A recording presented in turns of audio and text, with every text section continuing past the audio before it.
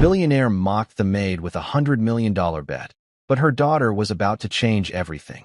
In the heart of Silicon Valley, behind the glass walls of a billion-dollar lab, the future of energy was slipping away. The Prometheus engine, a machine designed to power entire cities, couldn't run for more than 90 seconds. Harrison Thorne, the billionaire behind it all, was running out of patience. First, he lashed out at his team of world-class engineers. $20 million in overtime, he snapped.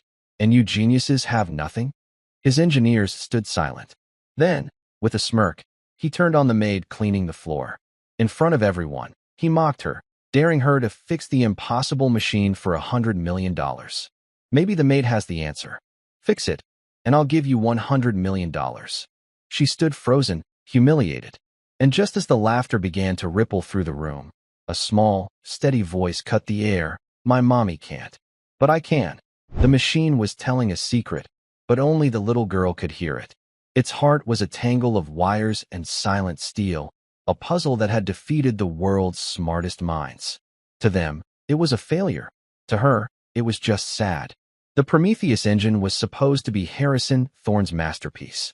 It sat on a pedestal in the center of the Thorne Industries Innovation Lab, a place that felt more like a cathedral than a workshop. Sunlight streamed through 40-foot windows, glinting off the engine's polished chrome surface. The air was cold and smelled of ozone and failure. For 6 agonizing weeks, this engine had been the sole focus of the brightest engineers money could buy. It was more than a machine. It was a promise of clean, limitless energy, a device that could power entire cities and make Thorne Industries the most important company on Earth. It was also a $2 billion paperweight. Harrison Thorne, a man whose tailored suits cost more than the cars his employees drove, paced the gleaming white floor. At 55, he had the sharp eyes of a hawk and a temper that could curdle milk. He had built an empire from nothing. He had crushed competitors, bent markets to his will, and graced the covers of magazines that celebrated his genius. But he could not make this engine run for more than 90 seconds. After that precise amount of time, it would shudder, whine, and die with a final, pathetic click. Every test produced the same result. Every diagnostic returned the same infuriating error message: cascade resonance failure. His lead engineers, a team of men and women with degrees from the best schools in the country, stood in a tight, nervous semicircle. Their faces were pale with exhaustion. They hadn't had a decent night's sleep in over a month. They had tried everything. They rewrote millions of lines of code. They replaced every circuit board, every sensor, every single wire. They even flew in a physicist from Switzerland who specialized in quantum mechanics. Nothing worked. The 90-second curse held fast. Another failure, Dr. Miles? Harrison's voice was dangerously quiet. It was always quietest before the storm. Dr. Alan Miles, a man with a PhD from Caltech and a mortgage the size of a small country's debt, swallowed hard. Sir, the resonance, it's unlike anything we've ever seen. It builds exponentially. The feedback loop is instantaneous. We simply can't find the source. Harrison stopped pacing and turned to face him. He gestured at the silent engine with a flick of his wrist. So, what you're telling me, after 6 weeks and $20 million in overtime, is that you don't have a clue. It wasn't a question. It was a verdict. The engineers flinched. They were used to solving problems, to bending the laws of physics to their will. This silent machine was a monument to their collective failure, and Harrison Thorne did not tolerate failure. We are pursuing new avenues, Dr. Miles began, but Harrison cut him off. New avenues? Are you going to consult a psychic next? Maybe we should sacrifice a goat to the gods of engineering. His voice rose, echoing in the vast, silent lab. This engine is the key to the Apex project. Our partnership with the Department of Defense hangs on this. I have generals and senators calling me every single day, and I have to tell them that my team of geniuses has been defeated by a fancy toaster. He ran a hand through his perfectly styled silver hair, his composure finally cracking. His gaze swept the room, landing on a figure in the corner, almost hidden behind a bank of silent supercomputers. It was a woman in a simple blue uniform, quietly, methodically wiping down the stainless steel surfaces. She moved with a practiced invisibility, trying her best to seem like a part of the furniture. Her name was Amelia Hayes. For 2 years, she had cleaned the laboratories at Thorne Industries. She was a ghost in this world of titans, emptying their trash cans, mopping up their coffee spills, and listening to their hushed, frantic conversations about things she didn't understand. She was a single mother. Her world was not one of billion-dollar engines and government contracts. It was a world of mounting medical bills, of co-pays and deductibles, of a relentless illness that was slowly draining her savings and her strength. The chemotherapy treatments were harsh, and the debt they created was even harsher. She took this extra cleaning shift for the overtime pay, money she desperately needed for the next round of treatment. Harrison's frustration, finding no purchase on his brilliant but useless engineers, needed a new target. His eyes narrowed on the cleaning lady. A cruel, ugly idea began to form in his mind. He wanted to humiliate his team, to show them how little their expensive educations mattered in the face of this problem. "You, there," he barked, pointing a finger at Amelia. "What's your name?" Amelia froze, her hand hovering over the surface she was cleaning. Every head in the room turned towards her.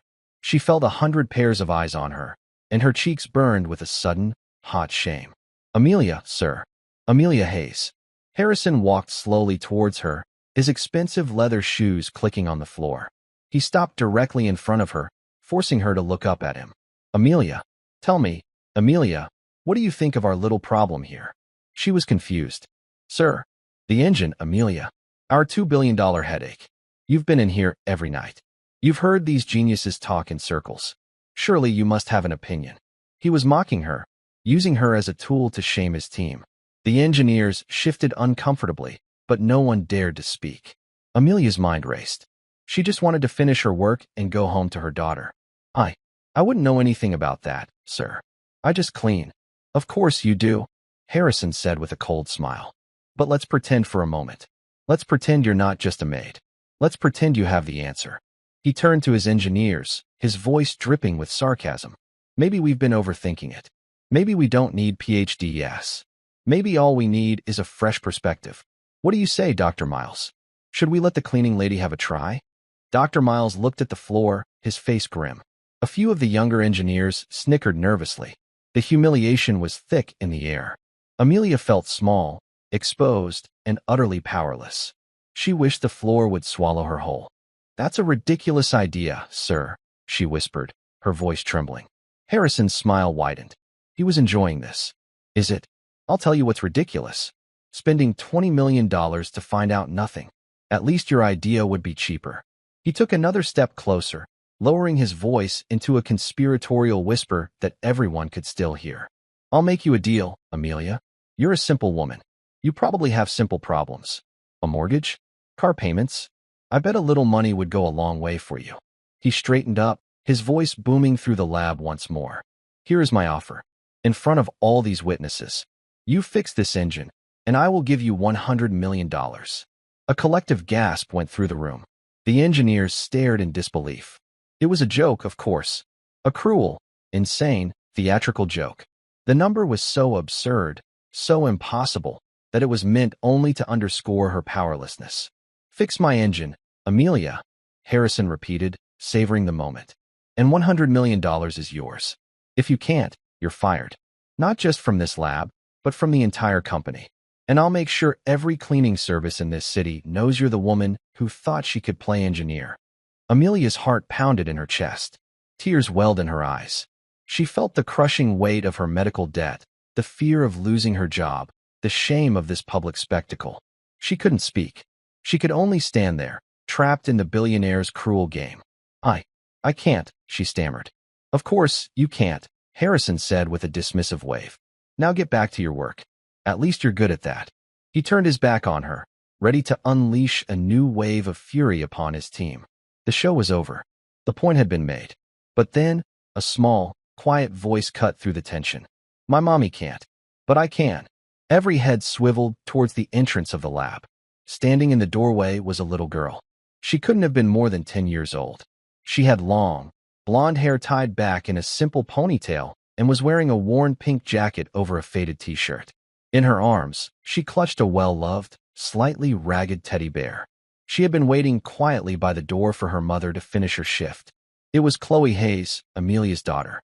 She looked directly at Harrison Thorne, her blue eyes clear and steady.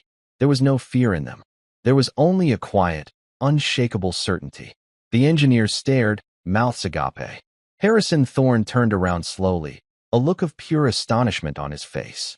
For a moment, the entire $2 billion laboratory was utterly silent, the only sound the faint hum of the ventilation system.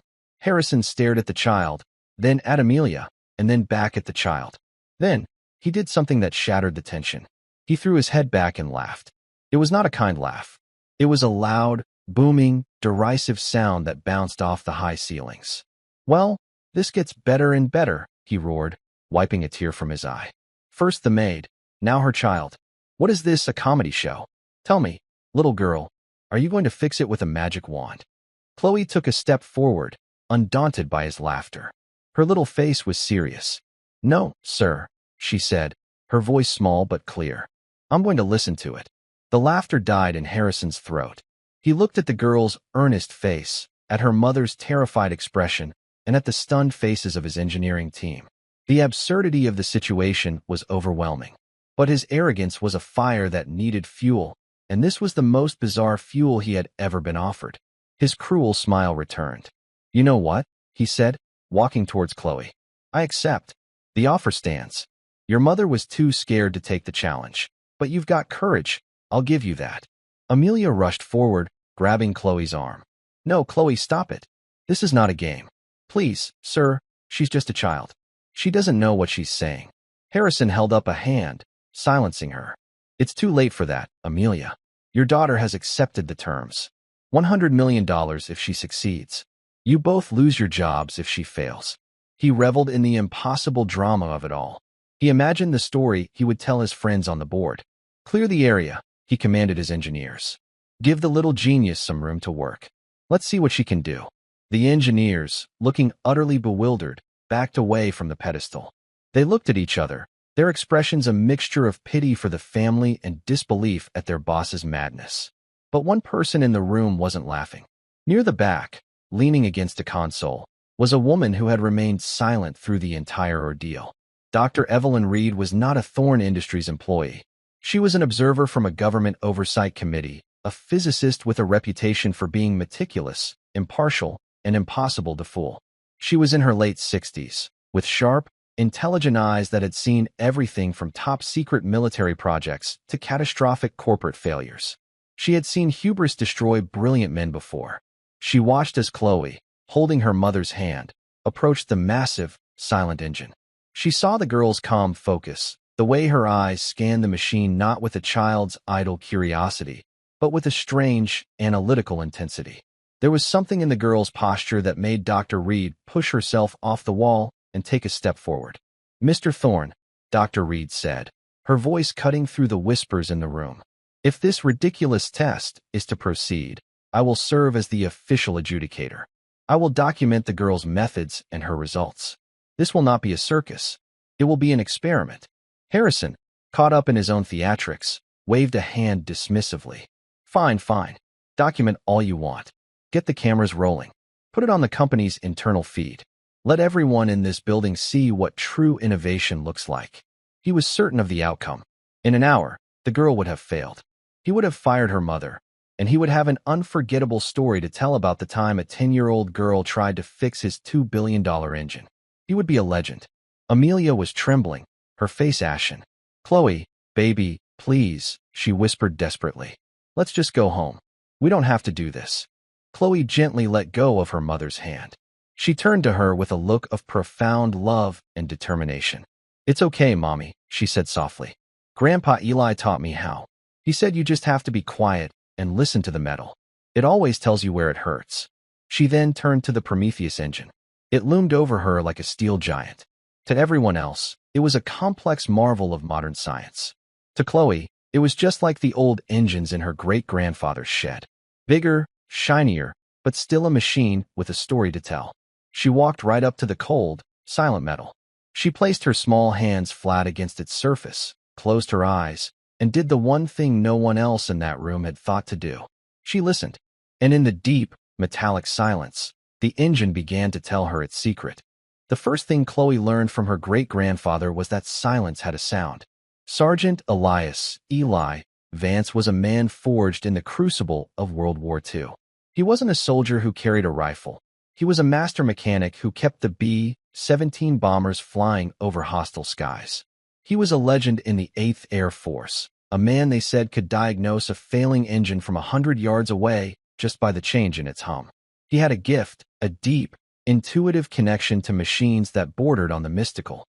After the war, he came home not with medals for bravery, but with hands permanently stained by oil and a quiet understanding of metal fatigue. He filled his small workshop behind his house with the tired, broken hearts of engines from tractors, cars, and old farm equipment. And it was in that dusty, sun-drenched space that he taught his great-granddaughter, Chloe, his secrets. Most folks think an engine is just a bunch of parts, he told her, his voice a low, gravelly rumble as he guided her small hand over the engine block of a 1950s pickup truck. They're wrong. An engine's got a life. It's got a rhythm, a heartbeat. And when it gets sick, its heartbeat changes. You can't find that change on a computer screen. You have to feel it. Right here. He'd press her hand against the vibrating metal. You have to listen with your skin. Chloe, even at 6 or 7 years old, understood. While other children played with dolls, she learned the language of machines. She learned that a high-pitched whine could mean a bearing was about to fail. A low, guttural knock could mean a problem with the pistons. She learned that every machine, when under stress, gives off a warning. A tiny vibration, a subtle shift in temperature, a sound so faint it was more a feeling than a noise. The trick, Eli always said, was to catch the whisper before it became a scream. Now, standing in the sterile, futuristic lab, Chloe closed her eyes and let the world fall away. The hushed whispers of the engineers, the hum of the lights, Harrison Thorne's impatient tapping foot, it all faded into a distant buzz. She focused only on the machine beneath her palms.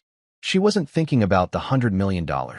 She was thinking about her mother's tired face, the worry in her eyes that never seemed to leave. She was thinking about the pile of brown envelopes on their kitchen table, the ones her mother tried to hide from her. She was thinking about her promise to Grandpa Eli, made just before he passed away, that she would always use his gift to fix things that were broken. Okay, she said, her voice startlingly clear in the quiet room. She opened her eyes and looked at Dr. Miles. Can you please turn it on? But only for a few seconds. Dr. Miles looked at Harrison, who gave a sharp, impatient nod. The engineer walked to a control panel, his fingers hovering over the activation sequence. He felt like a fool. The entire situation was a waking nightmare. He pressed the button. The Prometheus engine spooled to life. A low hum quickly escalated into a powerful, roaring crescendo. The sound was immense, a demonstration of the raw power trapped within the machine. To the engineers, it was the familiar sound of impending failure. They tensed, waiting for the 90-second mark. But Chloe wasn't listening to the roar. She was listening to what was underneath the roar. Her hands were still pressed against the casing. She tilted her head, her brow furrowed in concentration. She felt it instantly. A shiver. A tiny, almost imperceptible tremor that ran through the engine's metal skin. It was out of sync with the main vibration of the engine. It was a rogue wave in a calm sea, a discordant note in a beautiful chord. Turn it off, she said suddenly. Dr. Miles complied. The engine spun down, its roar fading back into silence.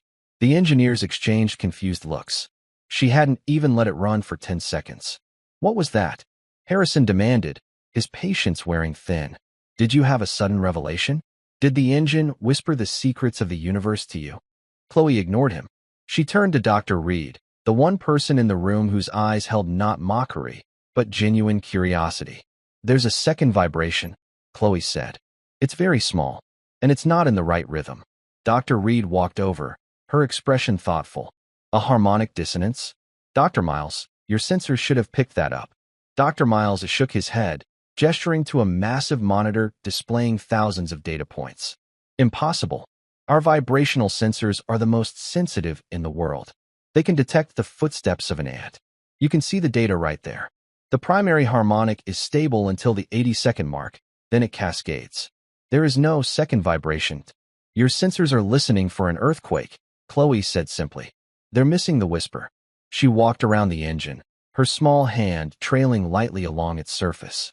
She was like a doctor searching for a source of pain. She stopped near the base, where a series of thick, silver cables fed power into the core. It's coming from in here. Down deep. The engineers looked at each other again. That was the primary coolant assembly. It was a sealed unit, triple shielded.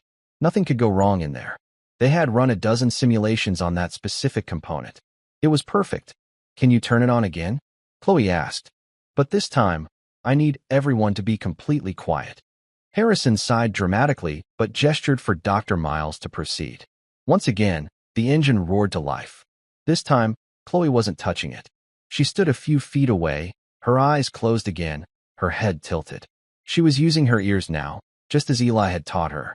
He used to make her stand across the workshop and identify which tool he had dropped on the concrete floor just by its sound. A wrench sounded different from a screwdriver. A socket sounded different from a bolt. He trained her ears to hear the subtle details everyone else missed. The roar filled the room, but Chloe's mind filtered it out. She was listening for the ghost in the machine. And then she heard it. A tiny, high-pitched ping. It happened just as the engine reached peak power. It was almost completely masked by the overwhelming noise, but it was there. A sound as small and sharp as a needle. There, she exclaimed, her eyes snapping open. It did it again. Did you hear it? The engineers shook their heads. They had heard nothing but the deafening roar. Harrison rolled his eyes. Kid, I don't have time for these games. You're hearing things. But Dr. Reed was staring at a secondary monitor, one that displayed the raw audio input from the lab's acoustic sensors. Wait a minute, she said, walking towards the screen and peering at it closely. Mr. Thorne, she's not hearing things. She pointed to a tiny spike on the audio waveform graph, a spike so small it was almost invisible against the mountain range of the engine's primary noise. There is an anomalous acoustic event at the 4.7-second mark. A high-frequency spike, lasting less than 1/100th of a second. The diagnostic software would have dismissed it as background noise, a statistical error. But it's there. The lab fell silent again. This time, the silence was different. It was laced with a thread of stunned disbelief. A 10-year-old girl, with her ears alone, had identified a data point that their multi-million-dollar software had ignored. Harrison Thorne stared at the tiny spike on the screen, and for the first time that day, his cruel smile vanished. He looked at Chloe, not as a maid's daughter, but as an impossible variable in an equation he thought he controlled. Chloe, however, was already moving on. The sound had told her the what. Now she needed to find the why. She remembered another one of Eli's lessons. Metal has a memory, kiddo. Every time it gets too hot or too cold, every time it gets hit, it remembers. And sometimes, those memories create a weakness you can't see. It's not a software problem, Chloe announced to the room. And it's not a design problem. The part is wrong. Dr. Miles stepped forward, his professional pride stung. That's impossible, young lady. Every component in this engine was custom-milled in Germany. It was X-rayed, stress-tested, and certified. The material tolerances are perfect to within a nanometer. Is the engine made of a new metal? Chloe asked, looking at Dr. Miles. He was taken aback by the question. Well, yes. It's a proprietary alloy, a tungsten-cobalt composite. It's designed to handle incredible heat and stress. Chloe nodded slowly, a piece of the puzzle clicking into place. Grandpa Eli worked on airplanes. He said that when they started using new metals, the planes would get sick in new ways. He said you can't treat a new sickness with an old medicine. She turned and pointed to the spot on the engine where she had felt the vibration. The ping and the shiver are coming from the same place. It's a tiny crack. It's so small you can't see it. But when the engine runs, the metal gets hot and the crack gets a little bigger. And it starts to sing. A crack. The idea was absurd. A microscopic flaw in the world's most advanced, most carefully manufactured engine component. Prove it, Harrison said, his voice a low growl. The challenge was no longer a joke. It was real. Chloe looked around the lab. Her eyes scanned the tools and diagnostic equipment scattered on the workbenches. Then she saw it. Tucked away in a corner was a simple, old-fashioned mechanic stethoscope, the kind a garage mechanic might use to listen for engine knocks. It was an antique in this high-tech world, probably used for a demonstration or brought in by an older engineer. I need that, she said, pointing. An assistant, looking completely bewildered, fetched the stethoscope and handed it to her. Chloe put the earpieces in her ears. She looked like a child playing doctor, the instrument comically large on her. She approached the engine and placed the cold, metal bell of the stethoscope against the casing, right on the spot where she'd felt the tremor. "Turn it on," she said, her voice muffled. "And leave it on." Dr. Miles hesitated, looking at Harrison, who gave a sharp nod. The engine roared to life for the third time. The engineers began to count down from 90 seconds in their heads. Chloe closed her eyes, her entire world shrinking to the sounds coming through the stethoscope. She heard the thunderous, healthy beat of the engine's core. But underneath it, she heard the whisper. The tiny ping was now a clear, sharp tick, tick, tick. It was the sound of a tiny fissure, a microscopic flaw in the alloy, vibrating under immense stress. It was the engine's secret cry for help. She followed the sound, moving the stethoscope an inch at a time. It grew louder, clearer. She was tracing the crack by its voice. 40 seconds, an engineer muttered. The ticking was getting faster. The stress was building.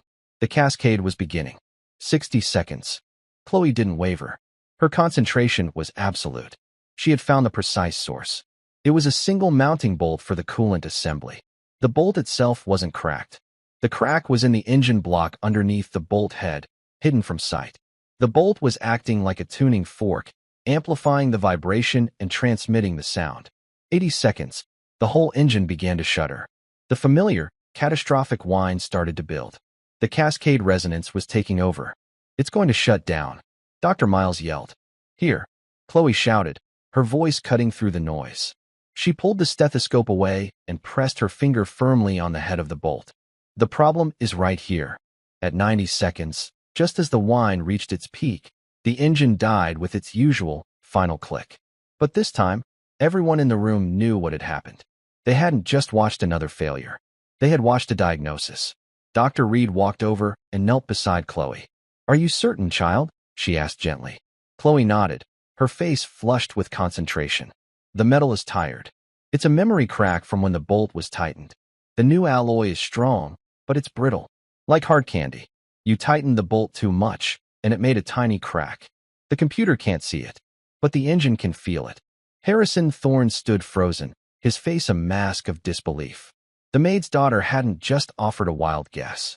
She had provided a specific, mechanical diagnosis. A diagnosis that was either the rambling of a child or the most brilliant piece of intuitive engineering he had ever witnessed. There was only one way to find out. "Get your tools," he commanded Dr. Miles, his voice hoarse. "Take that bolt out. We're going to see if this little girl is a genius or a liar." Dr. Miles, his face a mixture of skepticism and a dawning, terrifying respect, personally retrieved a high-torque wrench from a pristine, foam-lined drawer. The tool looked like a futuristic weapon. He approached the engine, his movements slow and deliberate. Two other engineers flanked him, one holding a powerful fiber-optic camera, the other a set of magnetic trays to hold the components. "Are you sure about this, sir?" Dr. Miles asked Harrison one last time, his voice low. "If we disassemble the coolant housing, we void the manufacturer's warranty on the core assembly. The Germans will charge us a fortune to recertify it." Harrison Thorne did not look at Dr. Miles. His gaze was fixed on Chloe, who stood quietly beside her mother, her small hand now clutching Amelia's. The billionaire's mind was reeling. $100 million. The number, which he had thrown out as a joke, now echoed in his head with the weight of a binding contract. But it wasn't just about the money. It was about the impossibility of it all. If this child was right, then everything he understood about expertise, about credentials, about the very nature of genius, was wrong. And if she was wrong, he could dismiss this whole bizarre episode as a fluke and get back to his predictable world of problems that money and degrees could solve. He needed to know. "Do it," Harrison commanded, his voice a rasp. "Void the warranty. I don't care. I want to see what's under that bolt." Dr. Miles nodded grimly. He positioned the wrench, the alloyed steel clicking precisely onto the head of the bolt. With a grunt, he applied pressure. The bolt, tightened to a specific and immense torque, resisted. For a moment, nothing happened. Then, with a sharp crack that made everyone jump, the seal broke. The sound was like a gunshot in the silent room. Slowly, carefully, Dr. Miles began to turn the wrench. The engineers leaned in closer, their faces illuminated by the bright, white light of the inspection lamps. The bolt was long, Nearly 8 inches of finely threaded steel. Each turn felt deliberate, ceremonial. Amelia held her breath, her heart pounding a frantic rhythm against her ribs. She was terrified for her daughter. She had seen what men like Harrison Thorne did to people who embarrassed them. This wasn't about an engine anymore. It was about pride. Finally, the last thread disengaged. With the delicate touch of a surgeon, Dr. Miles lifted the bolt from its housing. It looked perfect, gleaming, flawless, a testament to German engineering. He placed it carefully on the magnetic tray. Now the camera, he ordered. An engineer maneuvered the slim, flexible neck of the fiber-optic camera into the empty bolt hole. On a large monitor nearby, a grainy, magnified image appeared. The engineers all leaned in, their eyes scanning the screen. The image showed the smooth, circular walls of the threaded hole. It was a perfect piece of machinery. There was nothing there. Dr. Miles looked up, a wave of relief washing over his face. He was about to declare it clean, to pronounce the child's theory of fantasy. "There's nothing here, sir," he said, a note of triumph in his voice. "The housing is pristine." As we expected, Harrison felt a surge of victory. It was all a lucky guess, a child's fantasy. The world made sense again. "So, it was just a story after all," he said, turning a cold gaze on Chloe and Amelia. But Dr. Reed stepped forward, her eyes narrowed in concentration. "Wait," she said, her voice sharp. "Look at the base." Pan the camera down to the very bottom of the housing. The engineer adjusted the camera. The image on the screen shifted, moving past the threads to the flat, circular surface where the end of the bolt would have rested. And then they saw it.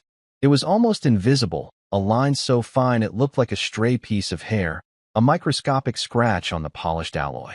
It started at the edge of the hole and ran outward for less than a millimeter before disappearing.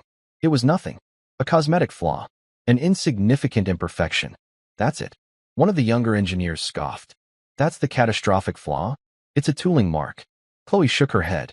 She had never seen the inside of the engine, but she knew what was there. "It's not a scratch," she said, her voice unwavering. "A scratch has sides.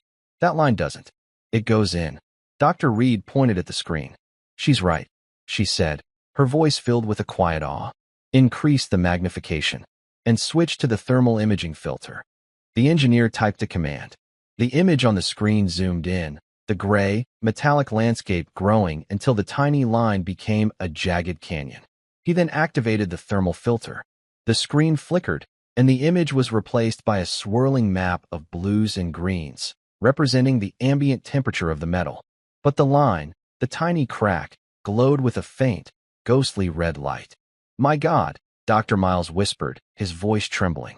Dr. Reed explained to the stunned room. "Residual heat. The stress of the cascade resonance, day after day, has focused all of its thermal energy right on that single point. The crack is a heat sink. It's holding onto the memory of the engine's fever." It was undeniable. It was impossible. It was the truth.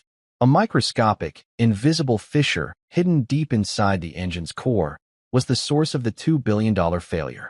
A flaw so small that no sensor could detect it, no diagnostic could find it.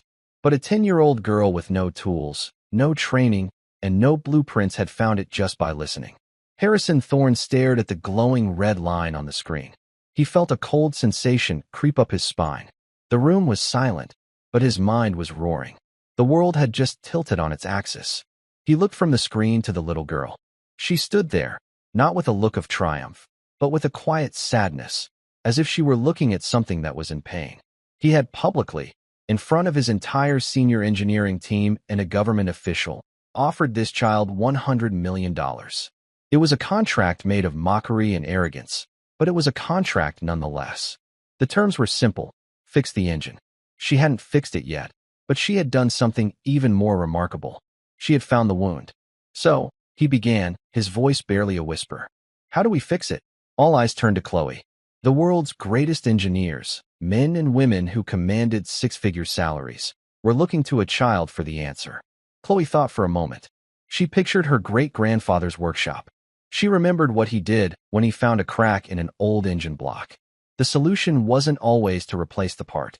Sometimes, Eli had taught her, the cure wasn't about making something new. It was about helping the old part heal. "You can't just put a new bolt in," she said. "The metal around the crack is weak now. It's tired. If you put the same pressure on it, it will just crack again, and the next time it will be worse. She looked at Dr. Miles. Do you have something like a sleeve? A very thin metal tube that can fit inside the hole. Dr. Miles nodded slowly, his mind beginning to work again, to follow her logic. A cylinder bushing? Yes, we could fabricate one in the machine shop. It would distribute the pressure from the bolt more evenly across the surface. It needs to be made of a different metal, though, Chloe added. Something softer. Something that will give a little, like a cushion. She looked around the lab, her eyes scanning the materials on the shelves. Like copper. Copper. The engineers stared at her. Copper was an excellent conductor of heat and electricity, but it was a soft metal. No one would ever think to use a soft metal as a load-bearing component in a high-performance engine core. It went against every rule in their textbooks. That's unconventional, Dr. Miles stammered. The pressure specifications for that bolt are enormous. Copper would deform. Yes, Chloe said patiently. That's the point. It needs to deform. Just a little. It will press into the crack and hold it together, like a bandage. And it will absorb the little shiver before it can grow into a shake. She was reciting a lesson from Eli, as if he were standing right beside her. Sometimes the strongest patch is the softest one, kiddo. Dr. Reed was looking at Chloe with an expression of pure, unadulterated wonder. The child was not just guessing. She was describing a principle of mechanical engineering that was centuries old, a principle that had been largely forgotten in the age of computer modeling and perfect alloys. She was talking about sympathetic resonance and material dampening. She was, in her own simple words, teaching a masterclass. Harrison Thorne felt the last of his certainty crumble away, leaving only a raw, gaping sense of astonishment. He had built his empire on the belief that he was the smartest man in any room. He paid for the best minds, the best materials, the best technology. He had created a world around him that reflected his own image, hard, polished, and unforgiving. And now, a 10-year-old girl was telling him that the solution to his biggest problem wasn't more strength, but a little bit of softness. It was a lesson that went far beyond the mechanics of an engine. Fabricate the bushing, Harrison said, his voice quiet but firm. To her exact specifications. A copper sleeve. And find me a new bolt. He looked at his team. And I want every single one of you to watch. And I want you to learn. He then turned his full attention to Amelia. The woman was pale, her eyes wide with a mixture of fear and a fierce, burgeoning pride. She looked as if she were about to faint. Mrs. Hayes, Harrison said, his tone stripped of all its earlier mockery. Your daughter, she has a remarkable gift. Amelia could only nod, unable to speak. She pulled Chloe closer, her arm wrapped protectively around her shoulders. I believe we had a deal, Harrison continued, the words feeling strange and heavy in his mouth. But the terms were that she had to fix the engine. The test is not complete. He paused, letting the weight of his words hang in the air. We will install the sleeve and the new bolt. And then we will run the engine one more time. If it runs for longer than 90 seconds, if it runs for even 91 seconds, then the money is yours. He looked at Chloe. And young lady, he said, his voice laced with a respect he hadn't shown to anyone in years. When this is over, you and I are going to have a long talk. Because I have a feeling you have a lot more to teach us. The engineers rushed off to the machine shop, a sense of renewed, almost frantic purpose in their movements. They were no longer just following orders. They were part of something impossible, a scientific miracle guided by a child. As they waited, the atmosphere in the lab transformed. The cold sterility was replaced by a palpable sense of anticipation. Dr. Reed engaged Chloe in a quiet conversation, not as an adult speaking to a child, but as one scientist to another. She asked Chloe about her great-grandfather, about the old engines, about how she learned to listen to the metal. Chloe, no longer feeling the pressure of the test, answered with a simple, unaffected honesty. She told her about Grandpa Eli's hands, how they were rough but gentle, and how he always smelled of oil and coffee. She told her how he believed every machine had a soul. Amelia watched them, and for the first time in years, the crushing weight on her chest began to lift. It wasn't about the money anymore, not really. It was about seeing her daughter not as a burden or a worry, but as a miracle. It was seeing the gift she had always known Chloe possessed being recognized by the world. The fear was still there, a low hum in the back of her mind, but it was now overlaid with a powerful, soaring hope. Harrison Thorne stood apart from everyone, observing. He watched the little girl speak with the seasoned physicist. He watched his own mother, her face slowly regaining its color. He felt like a stranger in his own laboratory, a king in a kingdom that had been turned upside down. His entire life had been a relentless pursuit of control. He controlled his company, his employees, his public image. But in the space of an hour, a 10-year-old girl had taken all of that control away. She had operated on a level he couldn't comprehend, using a language he didn't speak. She had humbled him. And as he stood there, watching this quiet, extraordinary child, he realized something that shocked him to his core. He wasn't angry. He was grateful. An hour later, Dr. Miles returned, carrying a small, velvet-lined box. Inside lay a newly machined bolt and a gleaming, rose-gold copper sleeve. The parts were installed with the reverence of a sacred ritual. Every engineer in the lab gathered to watch.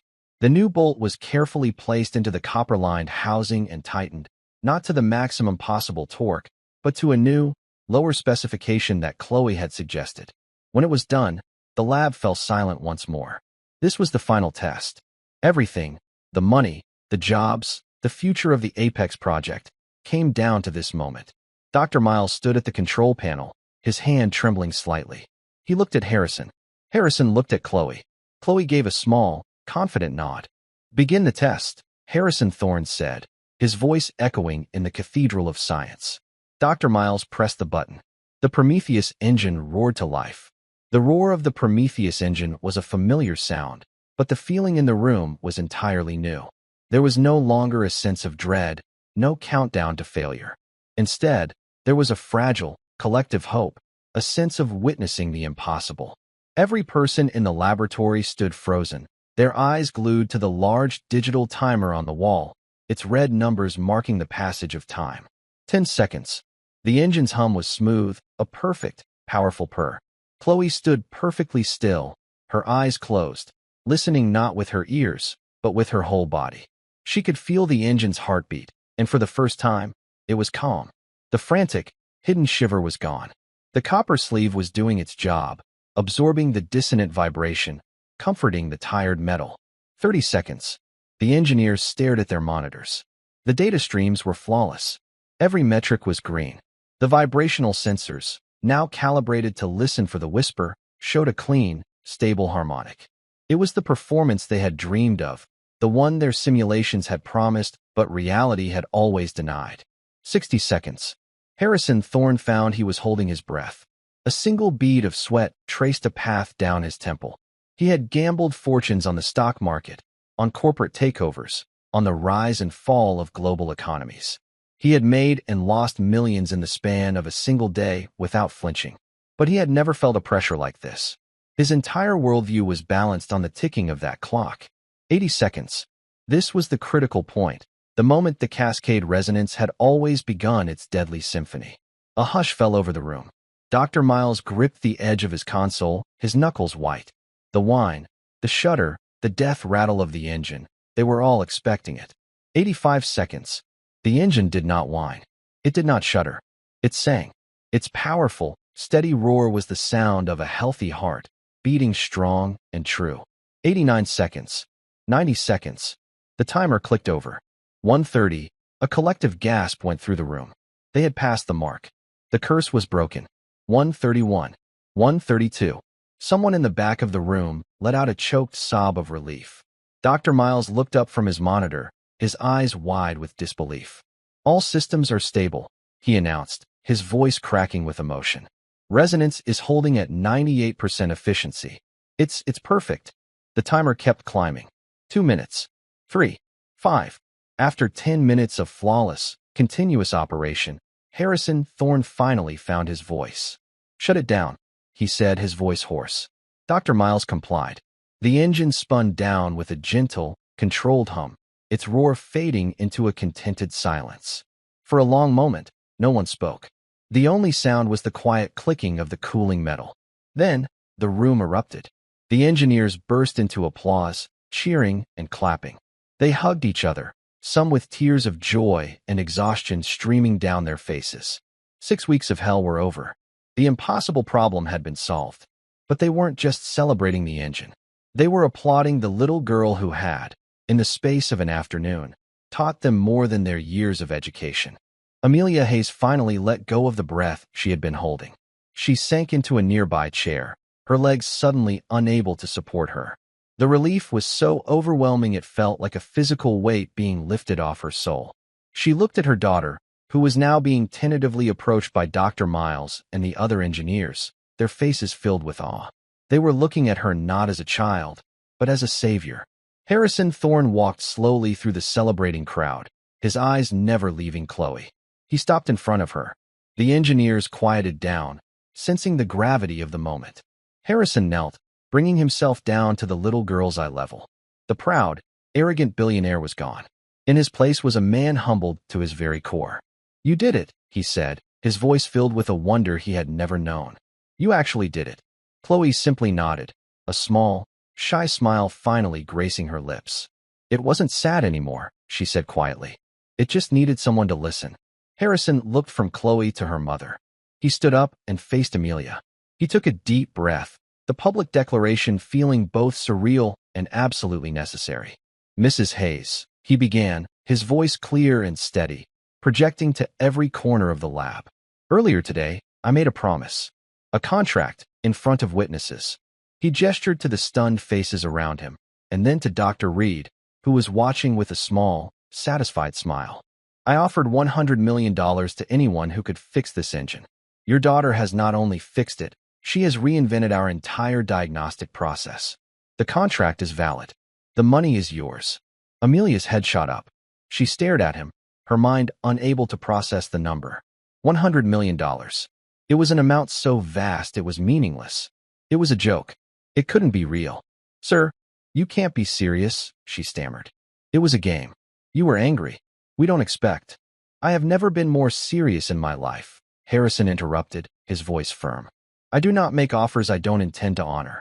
My word is my bond. It is the foundation upon which I built this company." He looked around at his employees. "Let this be a lesson to all of you.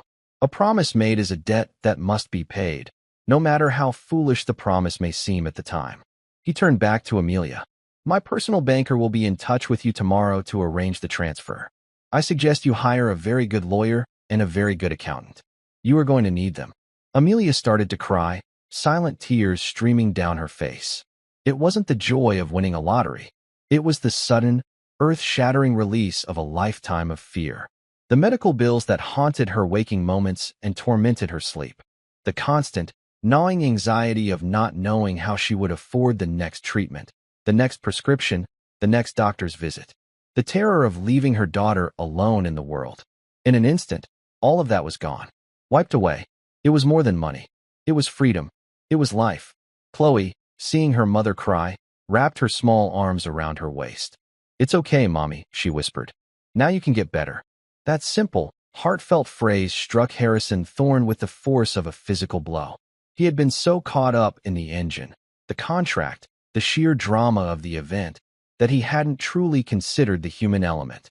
He had used this woman's poverty and powerlessness as a prop in his theater of humiliation. He'd made a joke about her simple problems, her mortgage, her car payments. But he now saw the truth in her tear-streaked face. Her problems were not simple. They were the profound, terrifying problems of a mother fighting for her life and for the future of her child. A wave of shame, deep and unfamiliar, washed over him. He had seen the world in terms of profits and losses, of assets and liabilities. He had never truly seen the people who cleaned his floors and served his coffee. They were, like Amelia had been, part of the furniture. "Your medical treatments," Harrison said, the words feeling clumsy and inadequate. Your debt." Amelia looked up, surprised that he would know or care. "Yes, sir," she said, her voice thick with tears. "It's been difficult." Harrison felt a sudden, urgent need to do more, to fix more than just the engine. The $100 million was a contractual obligation, a payment for a service rendered. But what he felt now was a moral obligation, a need for redemption. "Dr. Reed," he said, turning to the physicist, "you are a government official. I need you to bear witness to this as well." He turned back to Amelia. "The $100 million is for your daughter's genius. That is a separate matter. As for your medical care, Mrs. Hayes, consider it taken care of.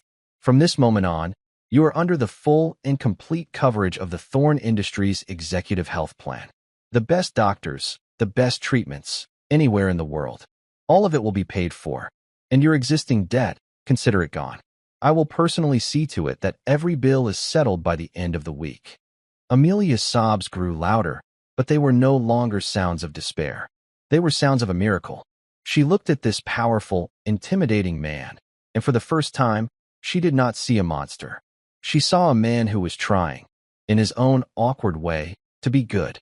"Thank you," she whispered, the words carrying the weight of her entire struggle. "Thank you." Harrison merely nodded, feeling a strange lightness in his chest.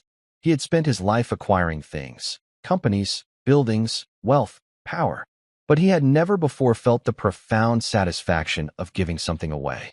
Later that evening, after the chaos had subsided and the engineers had finally gone home to get their first real sleep in weeks, Harrison Thorne sat in his vast, silent office on the top floor. He had asked Amelia and Chloe to wait. He wanted to understand.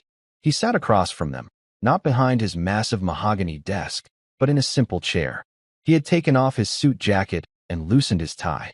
He looked, for the first time, not like a titan of industry, but like a man. "Chloe," he began gently, "your mother told Dr. Reed that your great-grandfather taught you about engines. She said his name was Eli Vance." Chloe nodded, her eyes bright. "Grandpa Eli was the best. He could fix anything." Harrison leaned forward, a strange look on his face. "Sergeant Elias Vance? From the 8th Air Force? The 100th Bomb Group?" Chloe's eyes widened in surprise. "Yes, you knew him." Harrison leaned back in his chair, a slow, sad smile touching his lips. He looked out the window at the glittering city lights, but his mind was miles and years away, in a dusty, forgotten corner of his memory. "No," he said softly. "I never had the honor of meeting him. But my grandfather did." He turned his gaze back to Chloe. "My grandfather was a pilot. Captain Robert Thorne. He flew a B-17 called the Iron Maiden. On his 24th mission, over Germany, his plane was hit by flak. 2 of his engines were out, and the 3rd was on fire. He was losing altitude, preparing to give the order to bail out over enemy territory." He paused, the old family story feeling fresh and raw in the telling. But his crew chief, a young sergeant, refused to give up. He crawled out onto the wing of the plane, in the middle of a battle, with nothing but a small toolbox and a fire extinguisher. He put out the fire, and he somehow managed to get one of the dead engines running again. He saved the plane and every man on board. Harrison looked directly at Chloe, his eyes filled with a new, profound understanding. "My grandfather owed his life to that man. He recommended him for the Medal of Honor, but it was denied. The paperwork got lost in the chaos of the war. After they got back to England, my grandfather tried to find him, to thank him, but the sergeant had already been reassigned. My grandfather searched for him for years after the war, but he never found him. He said it was the greatest regret of his life." He let the silence hang in the air for a moment before delivering the final, stunning piece of the puzzle. That crew chief's name was Elias Vance. Amelia and Chloe stared, the revelation so immense it felt like a fairy tale.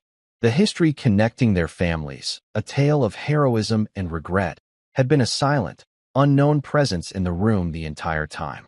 Chloe, with a child's directness, was the first to speak. "So your grandpa was the pilot?" she asked. "Grandpa Eli told me about the pilot. He said he was the bravest man he ever knew, for keeping the plane steady while he was on the wing." A lump formed in Harrison's throat. His grandfather had always told the story the other way around, painting the crew chief as the sole hero.